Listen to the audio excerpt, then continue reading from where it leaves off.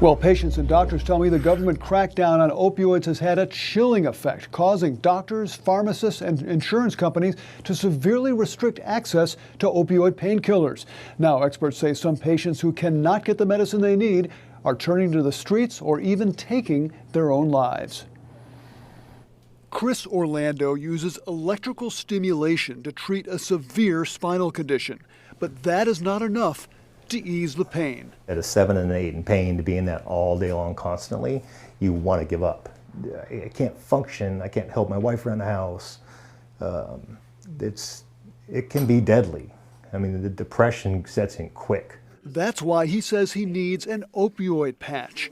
But it took 6 months after he moved to Creighton before he could find a doctor who would prescribe opioids strong enough to treat his pain. He told one doctor he was desperate. I went in and said, do I have to bring my guns to the pawn store again? Because I'm afraid.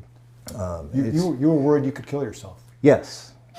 Jacqueline Schneider of Independence, Beaver County, knows the feeling. She has multiple spinal conditions that cause severe pain. It felt like flesh being torn away from, bone or something. Last year, she was able to get a prescription for opioids, but she could not find a pharmacy that would fill it. I called 6 in my area, Cheyenne and Independence, and every single one of them told me that they wouldn't fill the medication for me. I just felt hopeless. I felt totally hopeless.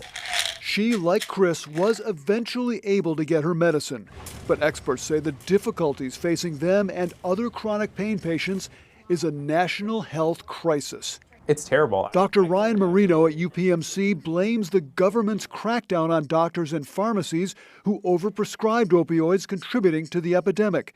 Now, he says many physicians are afraid of prescribing any opioids, even to patients who legitimately need them. I think the response has just been mostly to stop writing them. That's kind of, there isn't really a middle ground here. So most people will just say they don't want to risk that, and they'll stop writing those prescriptions. Even if doctors write an opioid prescription, Rosemary Mahalko says pharmacists like her may not fill it, fearing a government crackdown. The biggest concern, honestly, is getting shut down or your license revoked. It's easier to turn someone away, even though that's not the right moral thing to do. It's safer to not have our license on the line for that. One big reason for the concern, this guideline from the Federal Centers for Disease Control that encourages doctors to reduce prescriptions for opioid painkillers. In the 3 years since the guideline came out, opioid prescriptions have dropped significantly. Now, that may sound good, but now some doctors are pushing back against the CDC, saying the guideline needs to be clarified to avoid harming patients who legitimately need these drugs. Earlier this year, 300 medical experts signed this letter to the CDC, saying doctors and pharmacists are misapplying the guideline, resulting in unnecessary suffering, illicit drug use, and even suicide for pain patients.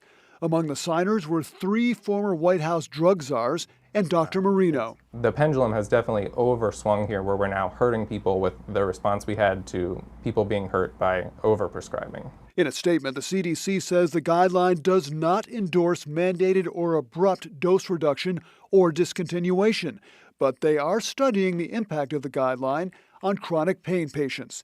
Chris and Jacqueline say they hope the government and the medical community will start listening to them. We shouldn't be lumped in with the people that are addicted or abuse medication. It's just simply unfair to take people that are having chronic pain issues and cut them off of medications that are working. Chris and Jacqueline tell me they have tried alternative therapies and surgeries to reduce pain, and nothing has worked for them. I asked Dr. Marino if there are any good alternatives for chronic pain patients. He says there are none, and that's why he signed that letter to the CDC. Mike? Paul, you're talking specifically about opioids here. What about medical marijuana? Well, it's a good question. Now, Chris tells me he did try it. He says it did not work for him, just wasn't strong enough.